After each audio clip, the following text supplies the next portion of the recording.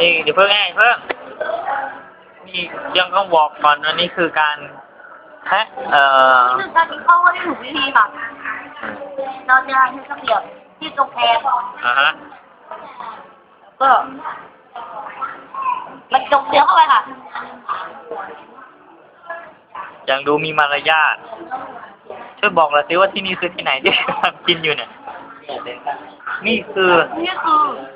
บุกเอ้เอ็มเคสาขาโลตัสป่ายค่ะ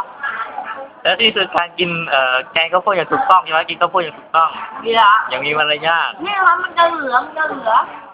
ด้วยเราต้องแทะให้ตีอย่าให้เหลือเราต้องแทะรัวตามด้วยวิตต่อ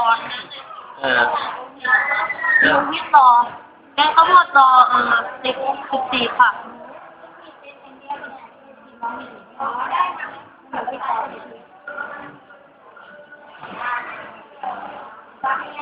ถ้ามันเถอะสุดมันหมดแล้ว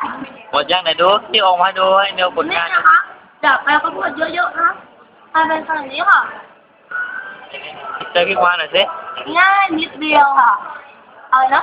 ฝากแบบพลิกไปพลิกมาให้มันดูให้เห็นหน่อยว่าอย่าให้เหลือซากยังเหลืออีก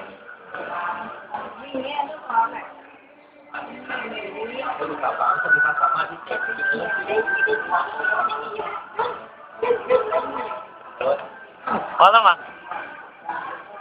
แต่ว่ามันมีธรรมดาจบแล้วเอาจบเลยจบไงจบค่ะจบ